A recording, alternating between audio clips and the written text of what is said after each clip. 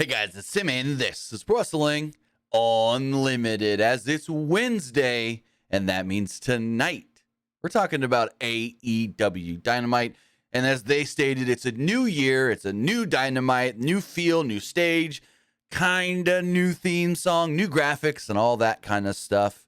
As far as the show itself does go, they announced a butt ton of stuff for Rampage, for Battle of the Belts, and next week's Dynamite in Los Angeles. Like, for those next three shows, they announced, I have all of those on Twitter right here. They announced 5 things for next week, 4 things for Battle of the Belts on Friday night, and 4 things for Rampage on Friday night. And if you guys don't remember or don't know, Battle of the Belts and Rampage will both be live this Friday.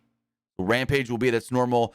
Actually, let me double check that, because I think it's still 10 and 11. That's late for Battle of the Belts, though. But TNT schedule, as far as the TNT schedule does go, let's see, Friday the 6th. Click into that. Yeah, Battle of the Belts don't even start till 11 p.m. Holy crap. That's a late show. It will be live. It's not going to be like back in the day. Well, I mean, I say back in the day, but like earlier in the year, or last year technically, where they would film it on a Friday and then air it the next Saturday or the next night on Saturday. Nope. They're doing it live from the building. I want to say in Portland, Oregon, if I'm thinking correctly. Can't remember exactly. I think they're in Oregon. I know tonight they were in Seattle, Washington, but regardless, if you guys like AEW and you want some nothing happening matches like Jade Cargill and Sky Blue, or a no-holds-barred match, the Acclaim defending the tag titles against Jeff Jarrett and Jay Lethal, well, you can watch that on Friday. Also, whoa, my graphics are wrong. Hold on. Let me double-check something here on Twitter really fast. May have uploaded the same thing twice. Let me double-check. Let's see. Okay, so only 3 things has been announced for Battle of the Belts, but I put one of the graphics in the tweet twice by accident. Oh, well. It happens. But with that, as far as tonight's show goes, that was an all right show. I mean, I thought it was better than good, but I wouldn't say it was like a great show or anything. Cincinnati says, yes, they're going to be in Portland, Oregon. Gotcha. But I thought, as I stated, they built up a lot of stuff. And here's my question. We'll talk about it more later, but are they really going to go full circle and Red Velvet be the one to take the title off of Jade? But we'll talk about that later, because that actually would be what, long-term storytelling, if that was ever the actual plan, or if maybe something they've just lucked into. But we'll talk about that when we get to that match later on. Luke, what did you think of Dynamite? Honestly, I thought tonight's Dynamite, it was a very productive Dynamite. They announced a lot of stuff for next week. They announced a lot of stuff for Rampage, Battle of the Belts. We also got our first match for Revolution, I believe. Technically, yes. The Iron Man, an hour-long Iron Man match. And trust me, I'm going to talk about them dragging this MJF Danielson stuff out for 2 months. Are you freaking kidding me? We'll get to that later. But, And they did the CM Punk and MJF thing for like a couple months. They started that in November and ended it in March. But didn't they have at least like 2 different matches? If I'm thinking correctly, maybe not. They had one different match, and MJF won. Then Punk said, let's do a rematch, but let's do a dog collar match. Right. But here's the thing. They're not doing any match between the two until the pay-per-view. It's just a bunch of, you got to beat my people before you can. Like, what are you fucking kidding me? Let me see. MJF faced CM Punk twice. Once in February, and once in March. They had the singles match on February 2nd. They had the dog collar match March 6th. So really, that's not bad. You do 3 or 4 weeks to build up to one match, 3 weeks-ish to build up to the second match, and then you're good. But they're going 2 months before these two are even going to have a match. I mean, maybe we get a tag match before, because we know the labors or whatever is going to be over by February 8th. But it's like, come on. You're gonna wait 2 months Does MJF really just not want to work that much? Because how many times did we see like Moxley defending his title on Dynamite between pay-per-views? Jericho defending titles on Dynamite between pay-per-views. It's like, come on. Is MJF really that much of a fucking lazy ass that he doesn't want to work? It could just be storyline and stuff. I get that, but it's like they've kind of, how do I say this? They've kind of already like made it a point to be like, hey, you're not just getting world title matches on pay-per-view 3-4 times a year. No, we'll scatter them throughout the year on Dynamites and stuff as well. But now it looks like they're not going to do that with MJ. I don't know. We'll see. He did defend it that one time a couple weeks ago against Ricky Starks, but it's like, that's it. That's really it. And they made it a big deal, and it wasn't. I mean, it was kind of because the match was pretty good, but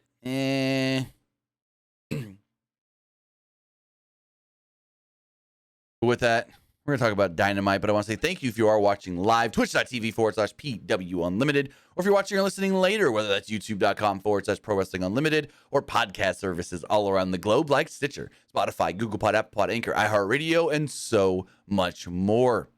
Remember, if you are watching live, you can help us out a couple of different ways. You can either help us out by hitting that donate button down below, or by donating Twitch bits in the live chat. Also, remember, you can help us out by subscribing to the channel, one of two different ways. You can either subscribe just like Cold Cuts KC just did for 2 years straight with a tier 1 subscription. Excuse me. Or you could subscribe just like let's see, just like a bunch of people have Max Puma subscribed recently with a Amazon Prime Gaming subscription. Because remember, if you got Prime Gaming or access to somebody else's Prime account, then you can subscribe for free and get a lot of cool things for yourself, like free video games and free stuff for video games. I know right now you can get Dishonored 2, I believe it is. You can also get The Evil Within 2. Those are all free right now through Amazon and Prime Gaming. But you take that Amazon account, you take that Twitch account, you link them together, bada bing, bada boom, you're Prime Gaming. Remember, over on YouTube, you can help us out over there by becoming a channel member. As a channel member, you get early access to news, early access podcast episodes, early access to non-news videos, and so much more. Also, remember that you can subscribe at patreon.com/PW Unlimited. And finally, head over to the Epic Game Store. Head over to the Epic Game Store and buy something. Whether you're buying a new game, whether you're buying an old game, whether you're claiming one of the free games, they're getting bucks for Rocket League, Fortnite, Fall Guys, or Rumbleverse. Use our code right down here, PW Unlimited at checkout, and you will be supporting us at no extra cost. Now, before we talk Dynamite, I got a question. Did you watch any, and how much of Wrestle Kingdom did you see? I fell asleep after the Kyrie match. Gotcha. It was like it was 3 a.m. Oh no, I don't blame you. I gotta go to bed. I don't blame you. I gotta go to bed. Now, I will say, for anybody like Luke that didn't see the second half of the show, you need, and I'm not just saying you should, you need to go watch Kenny Omega versus Will Ospreay. That match was, oh my God, phenomenal. That match was amazing. I thought Will Ospreay was killed about 3 or 4 times during this match. Like once when they were on the top rope and he just took a DDT from the top. Like, holy crap. And Will Ospreay busted open. They're fucking blowing holes through tables and stuff. That match was so good. And then they shocked the world, possibly, I don't know. At least they shocked me by putting the IWGP United States Heavyweight Championship on Kenny Omega. I didn't expect that at all. I did not expect Kenny Omega to win the belt. But they did it. He won the belt. There was also a really, really crazy spot where I don't know how they pulled this one off. They're on like the middle rope, I think it was. I don't think they were all the way on the top, but they were on like the middle rope. Kenny had Will Ospreay on his shoulders for a one-winged angel. Ospreay reverses it kind of. So I think, oh, he's going to go for like a poison run off the middle ropes. We see this all the time in New Japan with like Naito and Ibushi and stuff. But instead, he like jumps off the shoulders of Omega. Omega catches him in front of him, German suplex off the ropes. I'm like, holy crap. And it was a smoother than smooth German suplex off these. Like, this match was holy crap good. Champ2297 says, the 4-way junior heavyweight title match was great too. Yes, that was also a really fun match. But you can't compare it. I'm going to say it right now. You can't compare it. This Will Ospreay Kenny Omega match was something unlike we've ever seen before. At least I've ever seen before as far as quality does go. Like, this was, I'm going to say it right now, Will Ospreay may be the best person that's ever sold in professional wrestling, because you thought multiple times this man was either dead or just couldn't walk. Like, I've never seen someone sell a leg injury so well as far as making you think they can't climb the ropes. I thought he legit was slipping on the ropes, but he wasn't. He was selling and just doing a really good job of trying to climb up the second rope and slipping right off and making it look as real as you can. So if anybody hasn't gone back and seen that match yet, I've already watched it twice, just saying, but go watch Kenny Omega, go watch Will Ospreay. It went just short of, I want to say, 35 minutes, because there's a portion in the match where the announcers, the ring announcer tells you like every, I think, 10 minutes how long they've gone. And he says something about 30 minutes, and you can't really tell because they're saying it in Japanese. And the announcers go, oh, wow, we've really just hit the 30-minute. Like, they're shocked because it didn't feel like 30 minutes at that point. And I'm not saying it because, like, they were going bing, bang, boom, super fast, like, quick paced. It's just like this match was just on all levels amazing. As far as tonight's show does go, we had Excalibur introduce us to the show along with Tony Schiavone and Taz. As Chris Jericho's music would hit, he came down for his match with Ricky Starks. He only had, which is interesting, only had Angelo Parker and Matt Menard with him.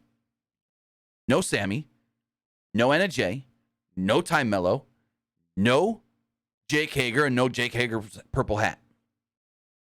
So interesting that none of them were out there. But after trying to show each other up early on, trying to hit moves and whatnot, and counters and this and that, Jericho fired up on Starks. He took a brief little advantage here before they fell to the outside. They wrestled on the outside for just barely, and before they got back, before getting back in, Jericho took over with a corner clothesline and shoved referee Aubrey Edwards in the process. Starks fought back with a rope walk, clubbing below, but Menard tripped him. And Jericho missed a springboard dropkick, and both men ended up on the apron where Jericho hit a suplex to the floor. Jericho controlled the entire commercial break until Starks fired up out of a corner lariat. Starks then started to string some offense together a little bit, and the crowd was really getting behind him before he hit a sit-out Liger bomb for a 2. Jericho responded with a lion salt attempt, but Starks got the knees up.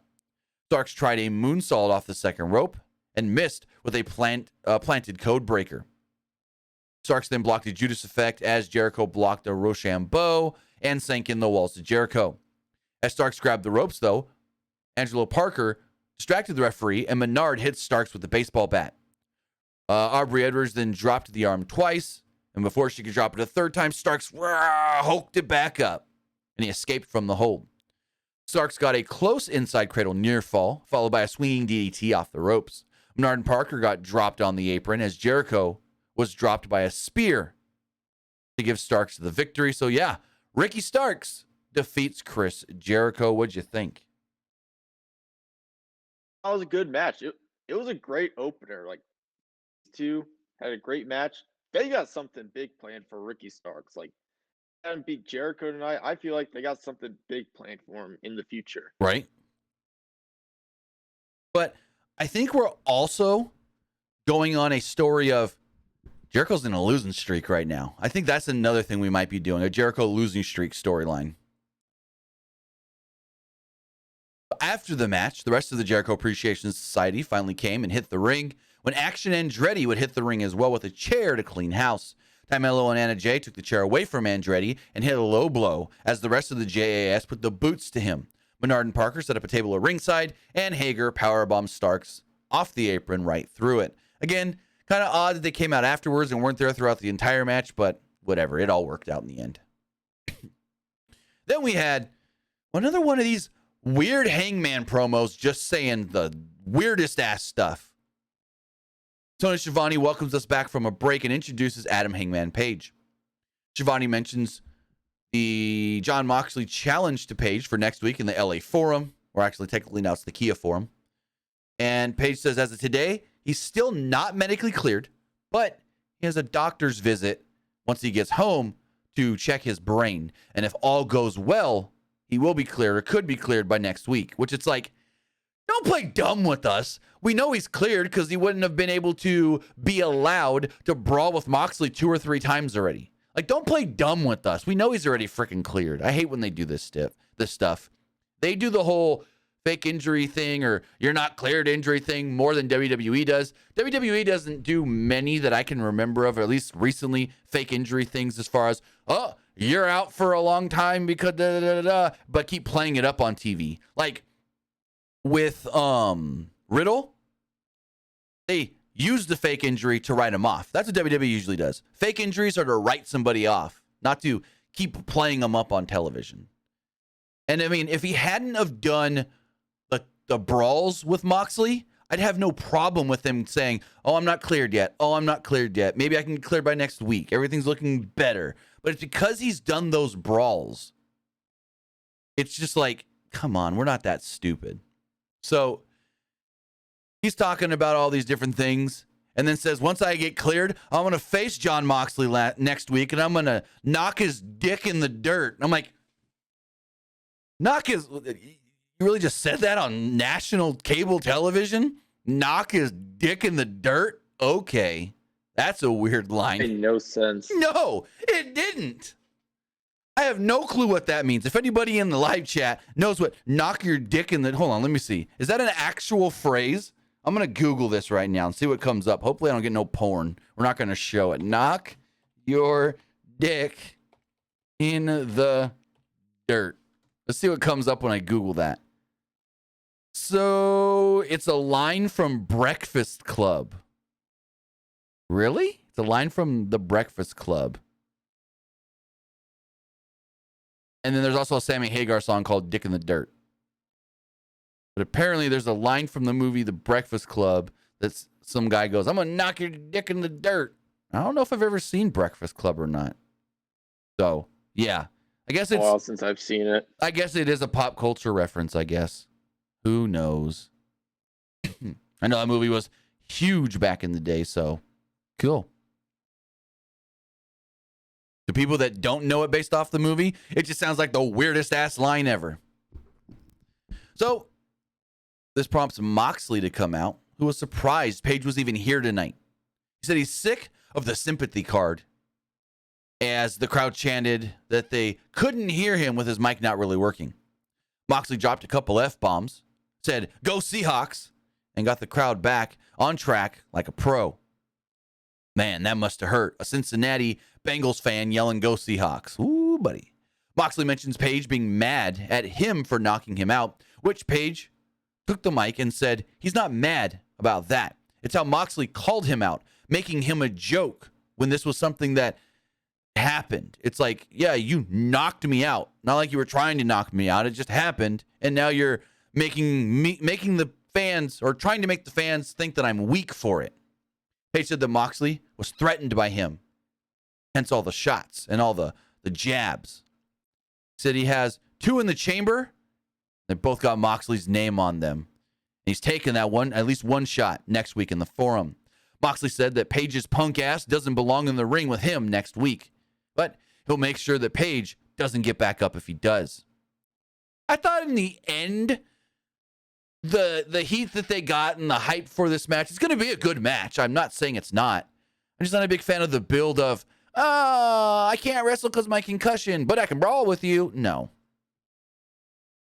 Thoughts? I think Jon Moxley actually gives a crap for injuring Hangman. Yeah. I think he'd be sympathetic about it. Like the real Jonathan Good. I don't think he wants to go out there and hurt anybody. And if he does, I would assume he'd feel bad about it. The character wouldn't care. No. The character Jon Moxley wouldn't give two shits that he injured somebody and put him out for a couple of months. But the real man, I think he would. He's, as a professional wrestler, you never want to actually injure somebody. Yeah. But they got a I mean, it'll be a fun match. Oh yeah. It's just the build though is kind of weird. Mm-hmm. But they got a hype video for our main event: Samoa Joe versus Darby Allin for the TNT Championship. I think Joe at one point in this said that Darby will pay the price of his kingdom or something, or in his kingdom or whatnot. So we had World Tag Title match. It was the Acclaimed, Max Caster and Anthony Bowens, defending the titles against Jeff Jarrett and Jay Lethal. There's nothing wrong with the match. It was fine, but just leading to a rematch on Friday. But Caster's rap included saying Karen Jarrett should say less, because apparently Karen Jarrett's been going off on Twitter all week. And compared her to Skip Bayless, which, never mind, not even going to say anything. I think people misconstrued the Skip Bayless tweet from Monday, but that's a whole other thing. There's also a Dixie Carter name drop, and they stated that TNA really stands for Total Nonstop Acclaimed. So Bowens and Jarrett started off the match before Lethal got tagged in, and the pace actually quickened. Caster made the tag and mocked Jarrett with some Kurt Angle maneuvers and an ankle lock that led to a Scissor Me Timbers on Lethal, as Jarrett suffered the same fate afterwards. Billy Gunn, Daddy Ass, jumped into the ring, and we got a trio Fargo strut into some scissoring. And then Lethal slid outside, slapped Daddy Ass, who got fired up to the point where the referee ejected him because he thought maybe Billy would retaliate. Jarrett and Lethal then took control until the commercial break, and Lethal missed a top rope elbow on Bowens, who fired back on Jarrett with a back suplex. Caster finally made the hot tag and cleaned house, smacking Jarrett with the backhand and wiping out Lethal with a dive to the outside. Lethal fought off Bowens' spinning slam as Jarrett knocked Caster off the top to the floor. An assisted backdrop slammed by Jarrett and Lethal only got a 2, and then Lethal went for the figure 4 on Bowens. Satnam Singh threw Caster into the ring steps, and the ref ejected him. And then there was like a bunch of officials trying to pull him away because he didn't want to leave or something. Bowens blocked the Lethal injection into a spinning forearm, but Jarrett hit the stroke as Lethal made the cover and got the 3 count, despite Bowens and his boot actually being on the ropes with Dutt, which Dutt actually knocked off. So the new champions who thought they won were celebrating, but then the referees on the outside were like, no, we saw what actually happened. Restart the match. Lethal tried to go for a roll-up with his feet on the ropes, but Caster shoved them off, and Bowens got the roll-up to win the match. So basically, it's like the heels win one way, they restart the match, and the baby faces just win the exact same way. They do the same thing. It's like, okay, whatever. Nothing wrong with the match. The finish was kind of just like, eh. But I thought the work between all 4 men was really good. It was just a straightforward, normal-ass tag match. Jeff Jarrett did pretty well in this match. He moved around quite well. Jeff Jarrett looks phenomenal every time he's in the ring. Like, for as long as he's been doing it and as old as he is, he's still great. I didn't care for the finish, though. Like, yeah. I am not a big fan of them going, like, we got to restart it. Like, the ending wasn't, like, fair or anything. Right. I know they don't want their matches like end in like DQ or like anything like that, but like, come on. Yeah, Tony Khan's big thing is an actual finish. Tony Schiavone interviewed Jamie Hayter and Britt Baker about their match at the Forum next week against Saraya. Baker and Hayter called themselves AEW Originals, and Saraya just doesn't get it.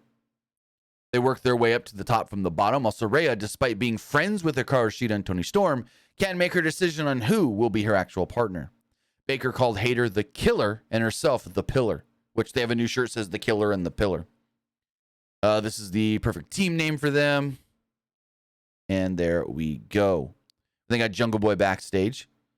He said he never thought that he'd have someone to watch his back again after what he went through with Luchasaurus and Christian Cage.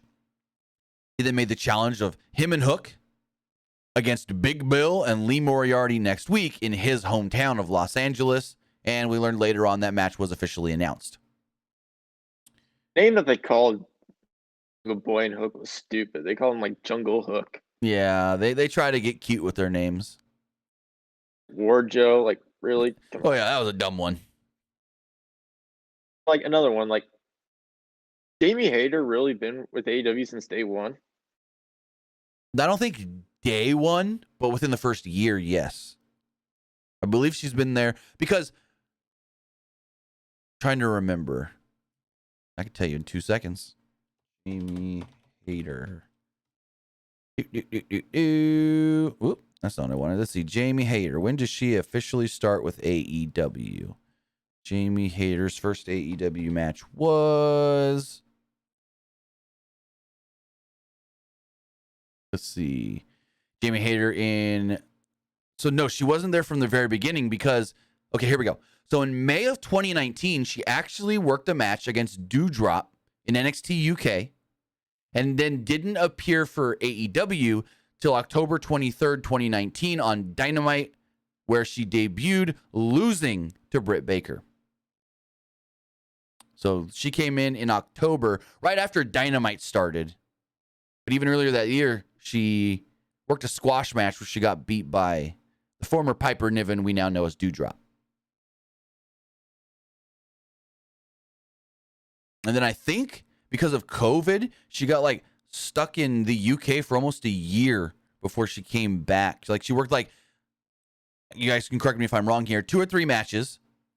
They got stuck in the UK because of COVID. And then eventually was brought back like a year later in like August, September maybe, as the muscle to Britt Baker. Could be wrong on that, but I think that's like the rough timeline. I remember a lot of people were like stuck in the UK during that time. Right. So then we had Bryan Danielson in his hometown. Well, hometown adjacent. Home region. There's like 4 home region guys on this show against Tony Nese. Mark Sterling and Josh Woods were also at ringside. Crowd gave the hometown boy a big pop, as they always do, whether it's WWE or AEW in Seattle. I mean, it's the first time AEW's been in Seattle, but whenever he works Seattle shows in WWE, huge pop from the crowd. But Mark Sterling took the ref immediately, and Woods tripped up Danielson as Nese went on the attack with a running Nese for a close 2.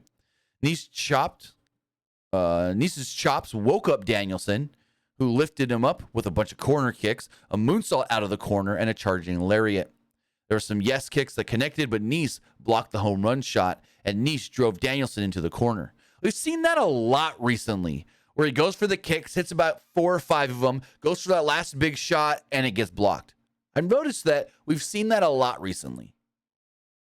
So maybe he shouldn't go for the delay at the end and just keep hitting them and then just kick really hard instead of the ooh and then kick it. No need for the wind up. Anyways, didn't really last long as far as Nese getting the advantage though, because Nese missed a charging knee and Danielson hit the Busaku knee. An amped up Danielson stomped away at the head of Tony Nese, sank in the Regal stretch, and Nese was just out cold, and the ref called the match. There we go. Not much to it, but it was all right. It's just to try to like hype up Bryan Danielson against MJF. Yeah, he's just going to get a bunch of wins till Revolution. Which, speaking of Revolution, there's a post-match angle. So after the match, Danielson said that it's great to be home, and he's feeling a little froggy and wants to fight again, so he calls out MJF, who walks out on the stage and calls Bryan brain damaged and a mark, declining the challenge to fight right now. MJF is a special attraction who doesn't just wrestle whenever someone wants him to. He said if Lance Storm and Dean Malenko could have a child, he'd be more charismatic than you. And if you don't get the joke, a lot of people always said that Lance Storm and Dean Malenko, great professional wrestlers as far as like in the ring, can do anything, but lacking on the microphone and promo-wise.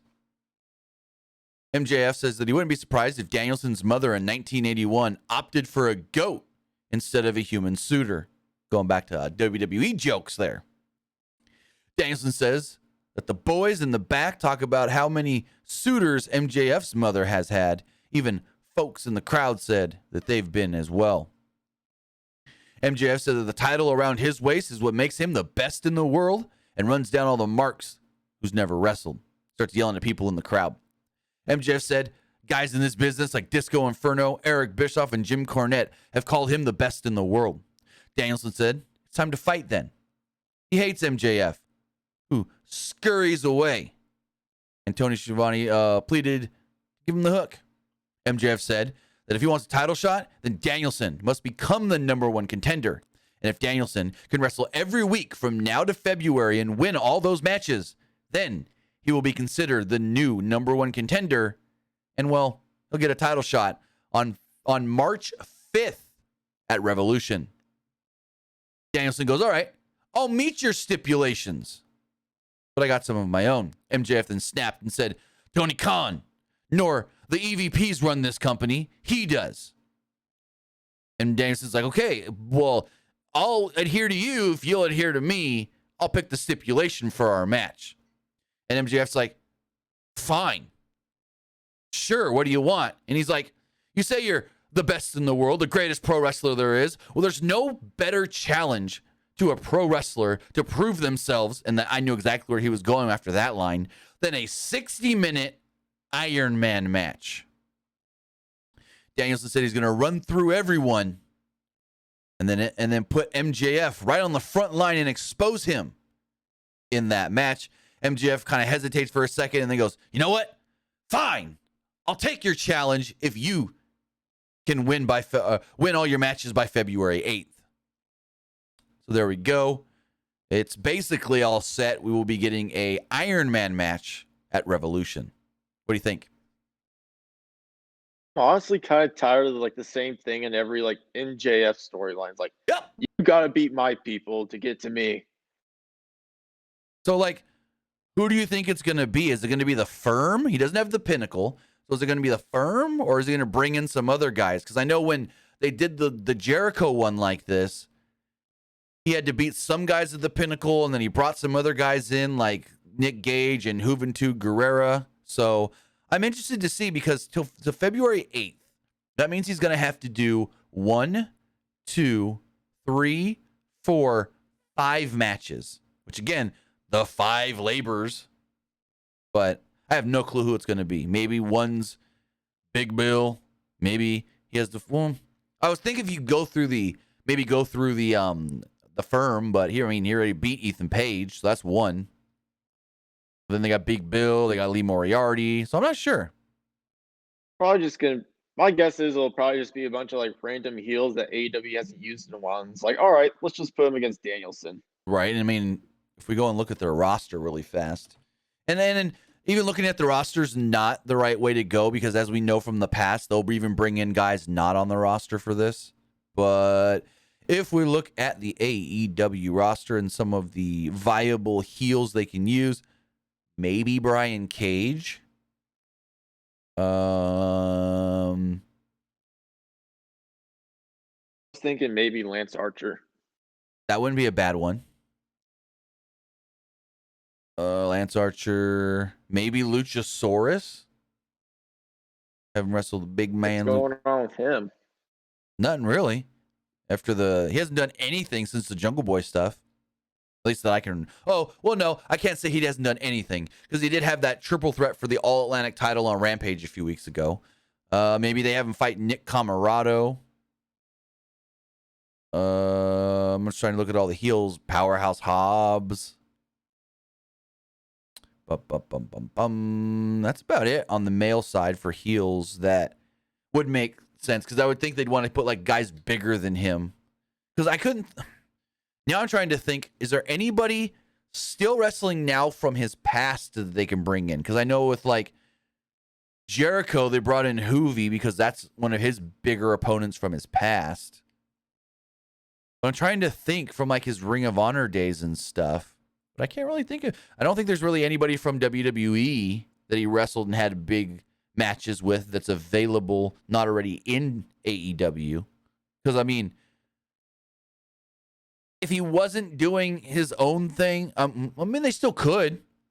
Jericho, because his literally first televised WWE match was against Jericho. Well, that's a big match and a big, rematch from his past. They can be like, You ever fight? Go for it. You ever fight Davey Richards in Ring of Honor? Good question. Probably. I'm looking up though. That wouldn't be a bad option.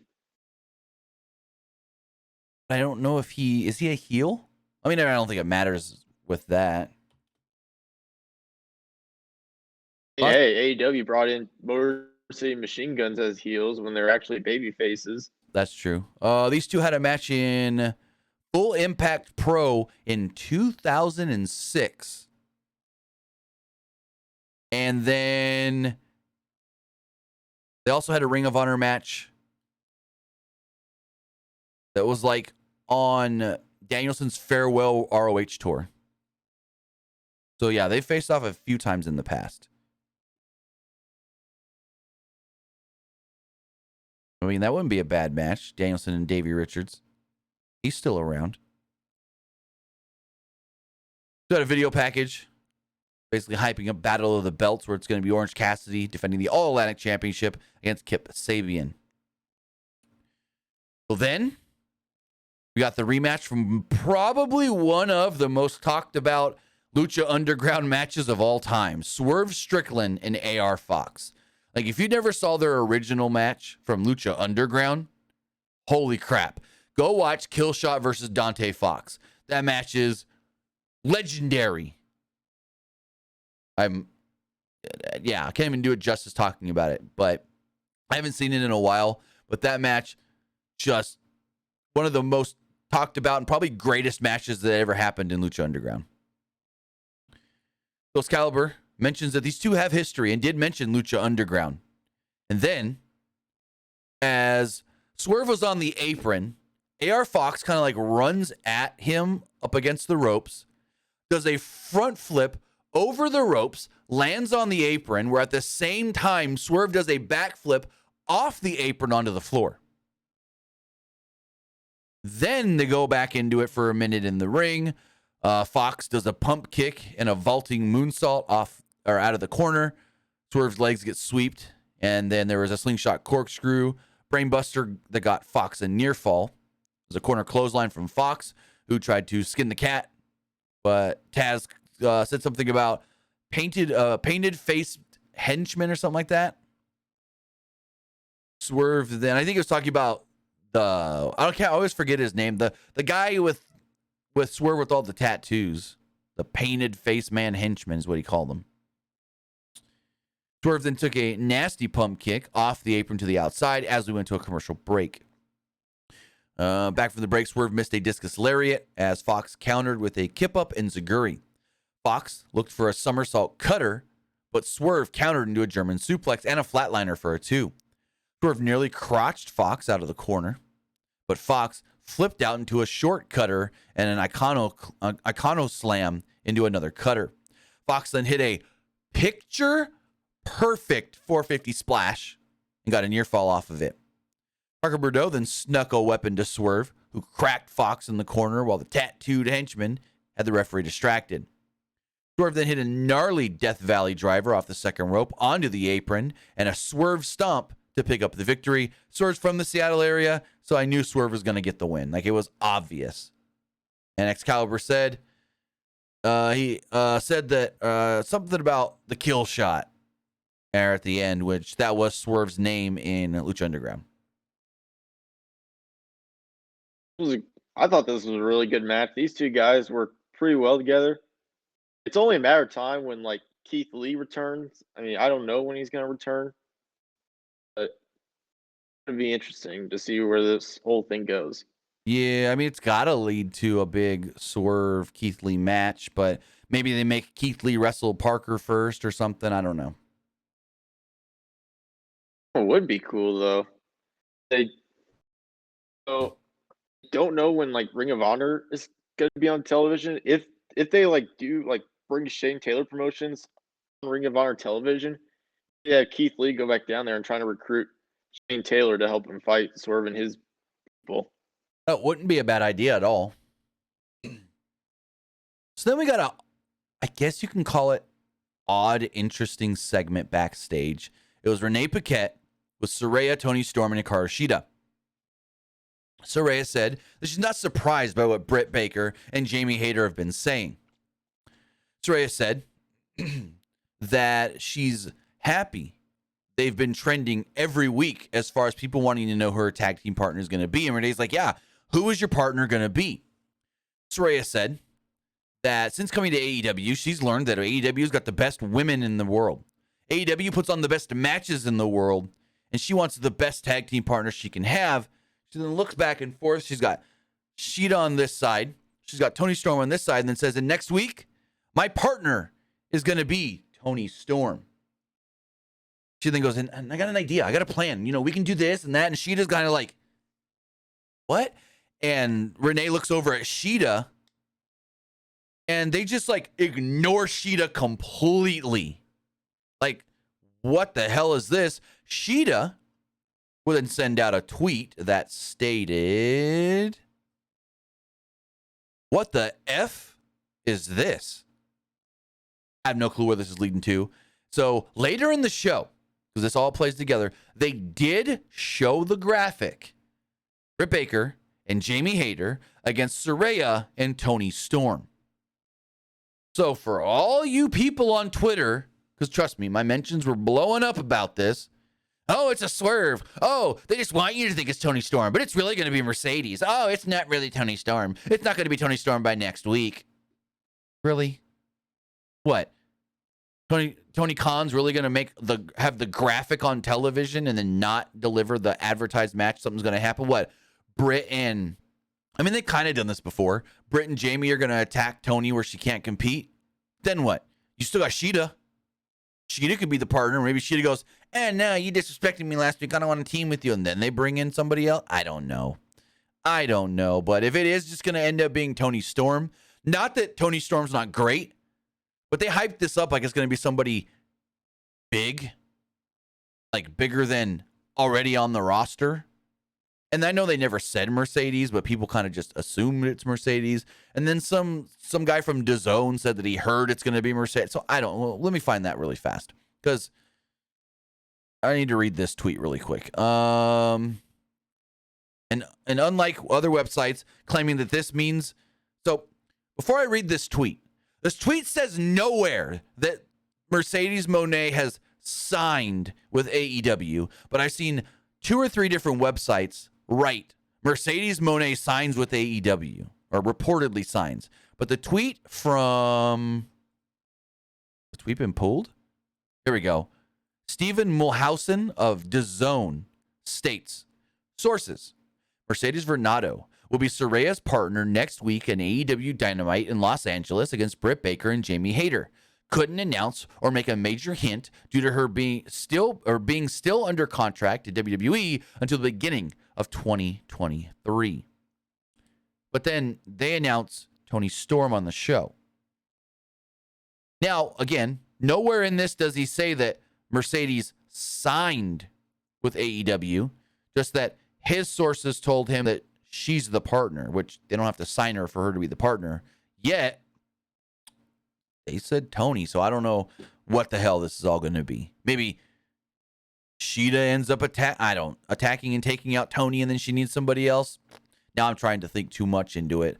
But we got a week to figure out if this is exactly the way they go. I just don't see Tony Khan announcing it and showing the graphic on television and not delivering the match as advertised. But what did you think of the segment and the announcement? Thought it was kind of a letdown a little bit because of like how much they were like hyping this up. It's like they were kind of like hyping it up to like gonna like bring in someone new to the company. Right. And I thought it was kind of ridiculous when people on Twitter kept saying, "Oh, it's gonna be Mercedes. Give us Mercedes." Like, no, I don't think it was gonna be Mercedes. I knew it wasn't gonna be her. I mean, I've never ruled it Could out. be, but I never ruled it out 100%. But I never was like these people online going, "It's got to be her. It's got to be her." You know. But because, like, I'll read some of the comments I got when I tweeted about this earlier. Because I tweeted out, I said, so Saraya's partner is just Tony Storm? Also, what's with the shade thrown to Sheeta? And then I had people tweet at me going, I call it misdirection. And it works as a way to set up Sheeta/Tony and also paves the way for Mercedes to show up. Why? They've never once teased Mercedes. Why would you think Mercedes? You know? They, at least when they did the CM Punk teases with Darby, he said, I want to challenge a man that calls himself the best in the world. Well, who before, Shane McMahon won that best in the world tournament had the nickname best in the world? CM Punk. That's the big tease. They didn't do anything like that as far as in AEW, making you think it could have been Mercedes. Like, they didn't say, oh, I'm bringing the blueprint in for my partner. I'm bringing in the standard. I'm bringing in the boss. I'm bringing in a CEO. They never said anything. And Fightful even had a report that I'm going to read right here that was different. Apparently things may have been changed or they got the wrong information, but Fightful reported, quote, Fightful was told as of this afternoon, Saraya's mystery partner wasn't actually set to be revealed on tonight's AEW Dynamite. However, we were told that a promo from her or Britt would make it pretty evident. Actually, that's a change to what he originally wrote. Anyways, as with anything, things can change, especially something of this nature. Now, hold on. I think that's a change from when I first saw. Hold on. Let me see something really fast.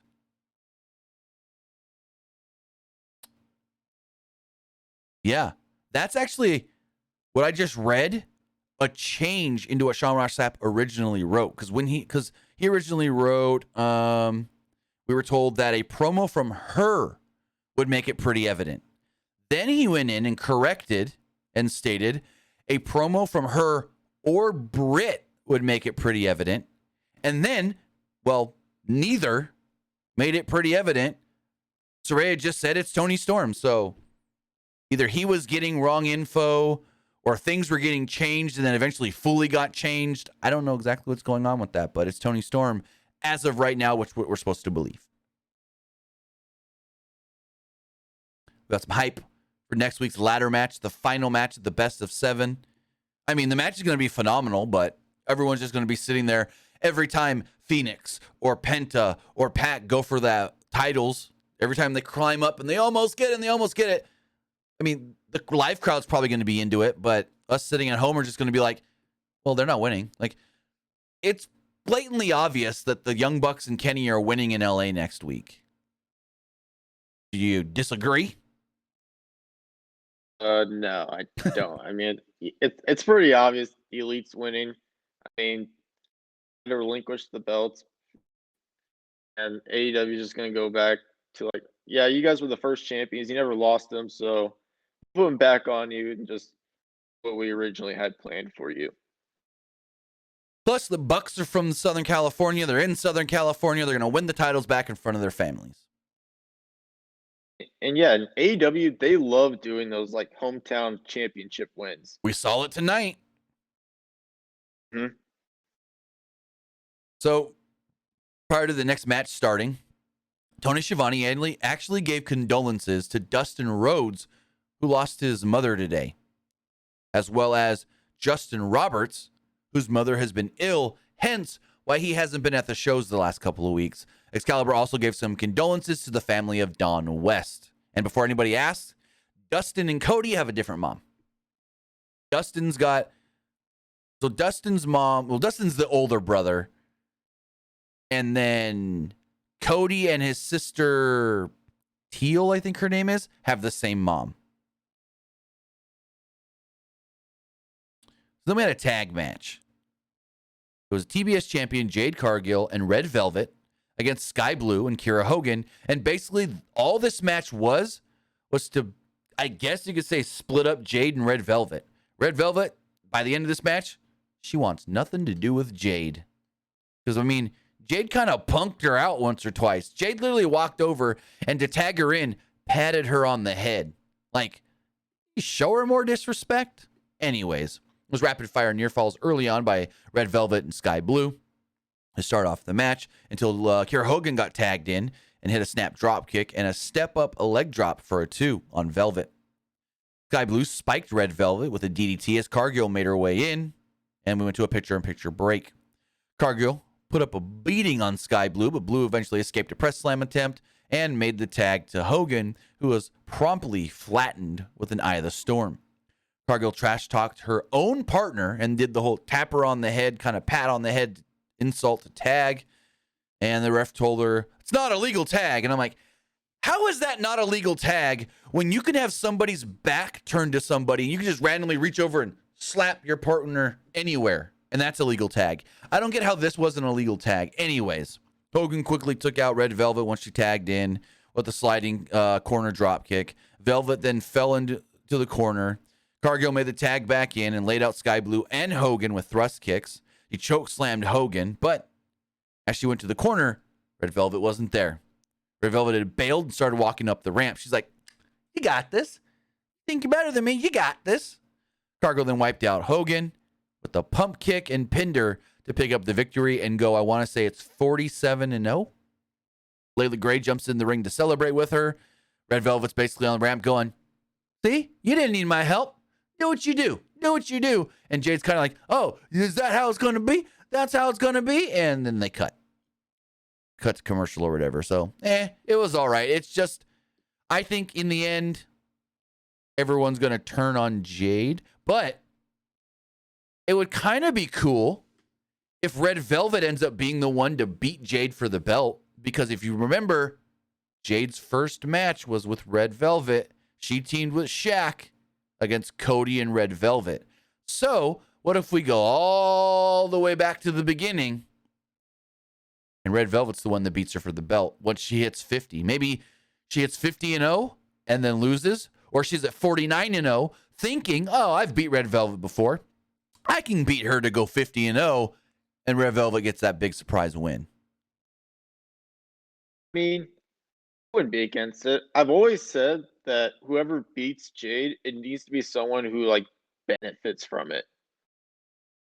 Right. Like, I've always said in the past, like, Statlander should be the one. Well, Chris Statlander is injured and she's going to be out for a while. So if they want Jade to lose the belt soon, I'd say the next best thing is Red Velvet. Yeah.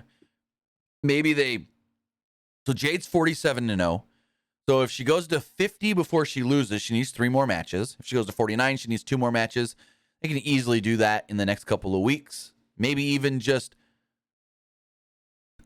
have her go 50-0 and then Red Velvet challenge her for the TBS title at the pay-per-view in March 5th. That'd not be a bad idea. Wouldn't be against it. So then we had a pretty awesome main event that I thought wasn't even going to freaking get past the first 30 seconds when I thought Darby blew his knee out. So Darby Allin challenges Samoa Joe for the AEW title. And as Darby's going to the ring, he sees Nick Wayne and some other people he knows because he's from the area in the front row, and he goes and hugs Nick Wayne and whatnot. And then Joe comes out. Joe goes over and basically tries to attack or get in the face of and assault 17-year-old Nick Wayne. And I'm like, okay, I get it, but it's like Nick Wayne, he's a wrestler. He's fought all kinds of guys already. So it's like Darby's got to stand up for this guy that's had some freaking great banger matches. It's kind of like what that reminded me of was that Rey Mysterio, Brock Lesnar segment where Brock went over and like punked out Dominic and then tried to attack Dominic, and then Ray tried to save his son. And it reminded me of that. Anyways, they mentioned that Nick Wayne is the son of Buddy Wayne, and he's on a quote AEW futures contract. You don't know what that means? It means that basically Tony Khan has already signed Nick Wayne to an AEW deal. That way, no one else can sign him up. And once he turns 18, he can legally start working for the company. I don't know why they got to wait till he's 18. I mean, he's worked plenty of indies and stuff. So I guess certain states you got to be 18 to work, because like New York, he got pulled from that big GCW show and stuff. But you're going to say something? Did the same thing for Brody Lee's son, I believe. Well, yeah, but he's still got like another 8-9 years before he could do anything.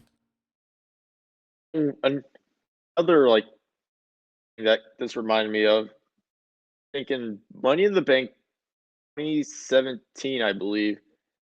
It was the Singh brothers. They were going to attack Randy Orton's dad, and Randy Orton had to save his dad from the Singh brothers. Yeah, that's another similar thing. Let's see when Nick Wayne going to be 18 this year in 2020? Well, I assume. I don't think his birthday's in January. I think he turns 18 this year. But basically what Tony Khan said is once you're 18 and you graduate high school, then you will be full-time AEW. So I think that was his whole thing. Because Nick Wayne's only, worked weekend shows and stuff. He has dipped out of school plenty of times. We've heard all the stories and interviews and whatnot.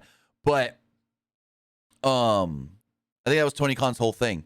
He doesn't want him missing a lot of time in school to come work for him. So once he's done with that and graduates and all that, he can be full-time on the roster.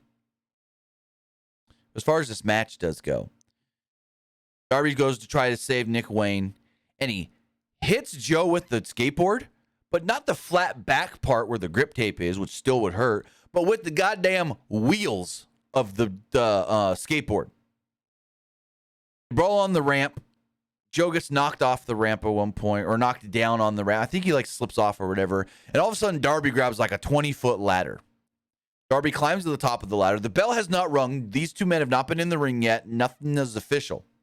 Darby climbs to the top of this ladder and does a somersault dive onto Samoa Joe, kind of misses Joe a little and tweaks his knee in the process and is limping pretty bad.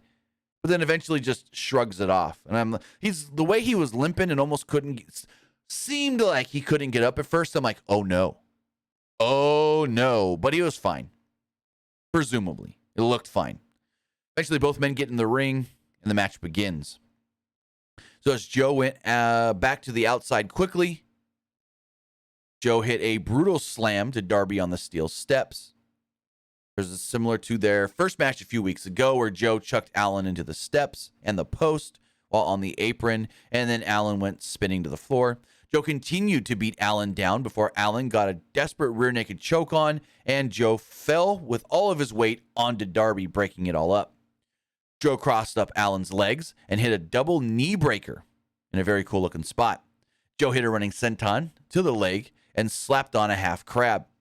Joe would then attempt to go for the muscle buster, but Darby would slide out and go for a roll-up as Joe countered into a rear naked choke and clutch, which Darby actually tried to counter into a pin and did get a 2 off of it.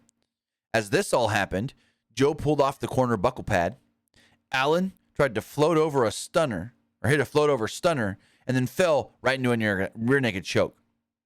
Allen then hit his chest just like Sting normally does, ran Joe headfirst into the exposed buckle, hit a code red, multiple coffin drops, eventually landed on Joe, went for the pin, and picked up the victory. Confetti flew, Sting came down, and he lifted Darby Allin up as they celebrated, and the show went off the air with the hometown boy picking up the win. What'd you think?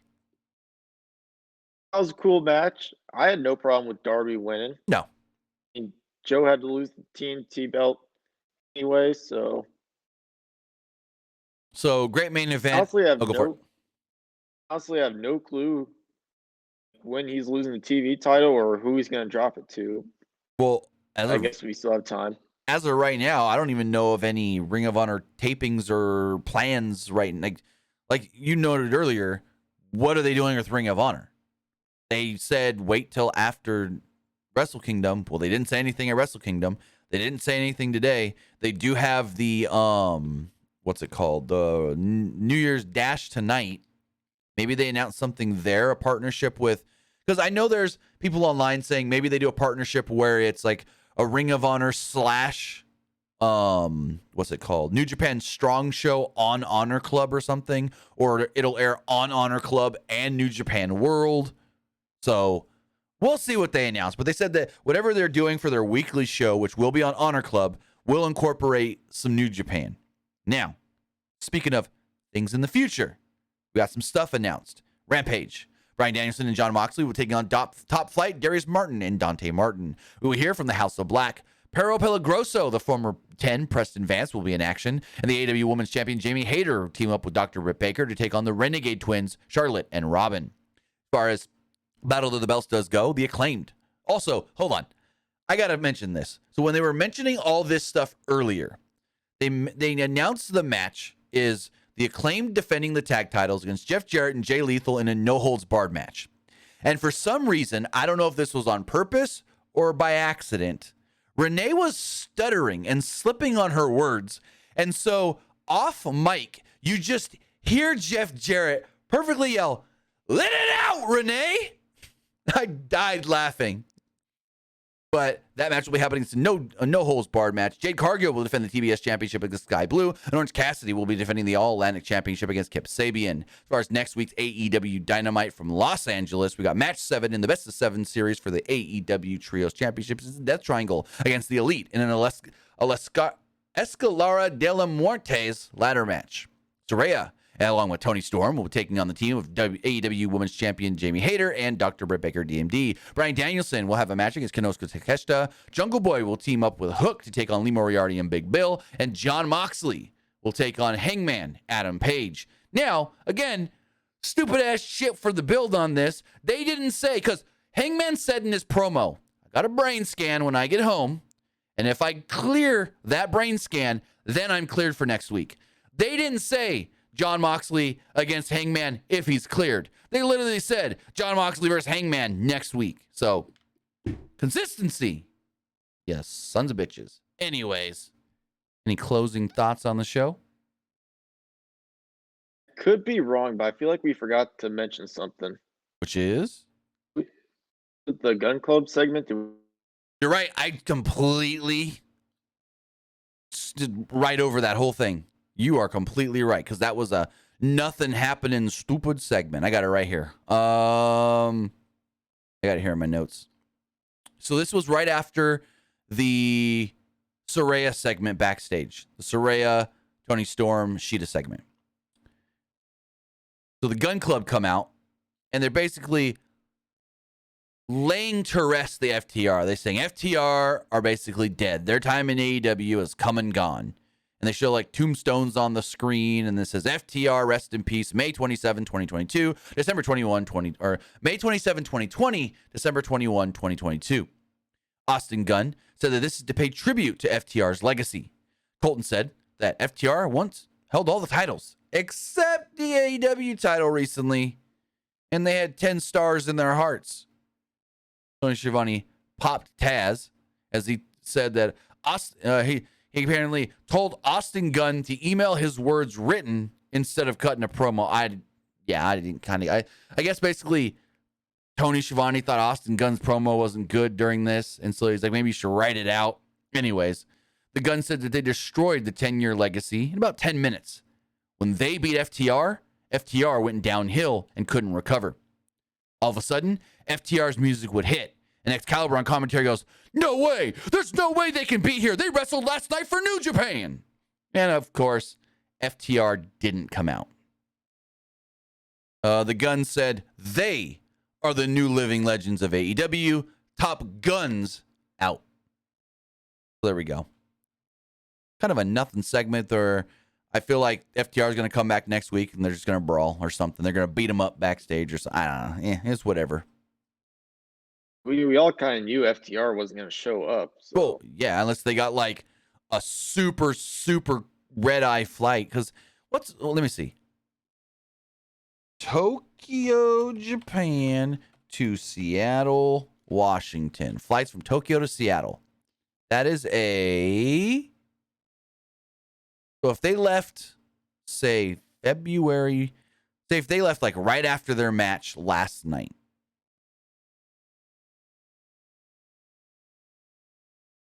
January 4th. Come on, why won't it give me January 4th on this? Oh, see, I can't even look at it anyways. But it is I'm trying to see how many hours that flight is. It is a roughly 18-hour flight from Tokyo to Seattle with one stop in Hawaii, depending on who you go with. So, well, I mean, I've never heard of this airline. ANA United can do it in 9 hours, and Delta can do it in 9 hours nonstop. That's a $2,000 flight. Jeez. So, yeah. I mean, it was very possible, but I don't know. Because I know Dax barely arrived in time before, like, the show started. Like, he got there, maybe an hour before they needed to. The word was that Dax got to the building like an hour before the show began. I don't know why he was so late, but yeah. It's whatever. They're eventually going to beat the Guns. And then I think the Guns even mentioned, you'll never see FTR here again. They're signed till July, so we will. But with that, that's everything that we thought regarding tonight's AEW Dynamite. Remember, if you want to be part of the show, you can do so by texting in to 510-906-1341. Again, that's 510-906-1341. Before we get into all of that, though, we got to check the polls. Let's check all these polls really fast as far as the Twitch poll does go. 54% liked the show. 31% thought it was just all right. And 15% didn't like tonight's Dynamite. As far as the Twitter poll does go, 73% liked the show. 19% thought it was just all right. And 7% didn't like Dynamite. And finally, YouTube poll. 69% liked it, 20% thought it was just all right, and 11% didn't like the show. As far as some of the comments do go, it says, man, I'm so happy for Darby. Another person says, excellent show, loved the new set. Not a big fan of the new set myself, but to each their own. It says, new red and blue kind of reminds me of Raw and SmackDown lighting. Nah, not really. This person says, just let us know when your video game is coming out. They just want that Fight Forever announcement.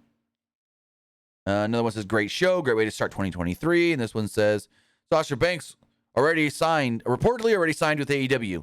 No, she didn't. And if she did, that's not what the report from Steven, whatever his name is.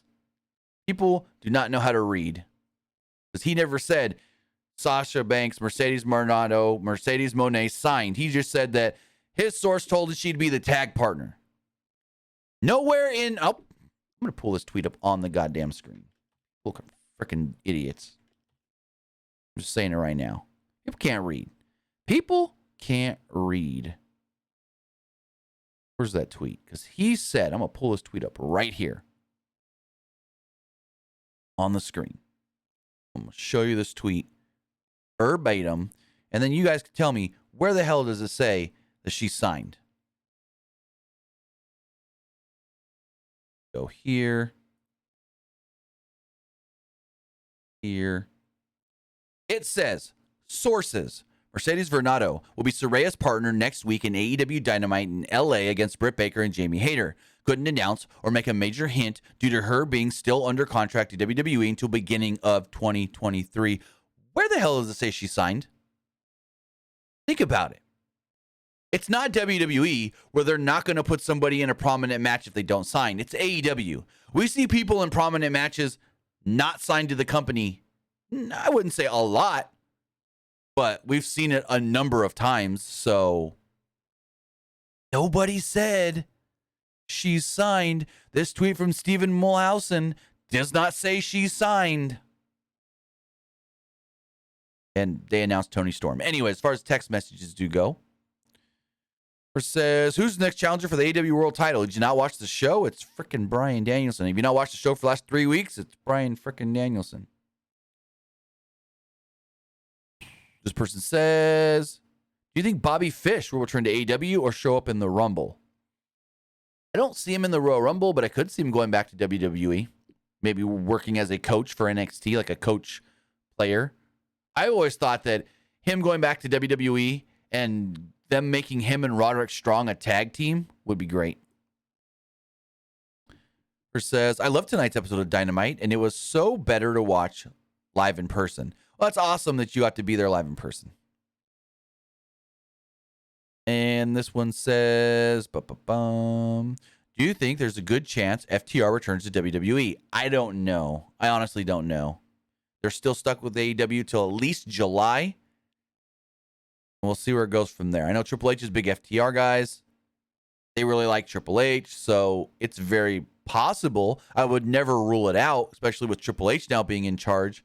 And their whole thing of wanting to leave WWE was they never thought that Vince would do anything good with the tag division.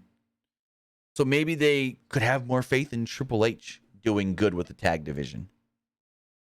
But with that, guys, that's it.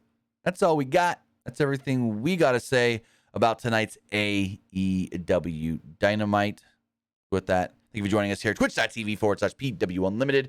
Or if you're watching or listening later, whether that's youtube.com/Pro Wrestling Unlimited or podcast services all around the globe like Stitcher, Spotify, Google Pod, Apple Pod, Anchor, iHeartRadio, and so much more.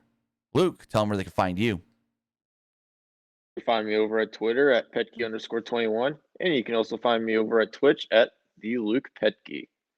With that, guys, we'll be back live Friday morning for the wrestling wrap-up, and then Friday evening for Friday Night SmackDown. So with that, have a great rest of your Wednesday. Have a great night. We'll see you next time. Have a good one, guys.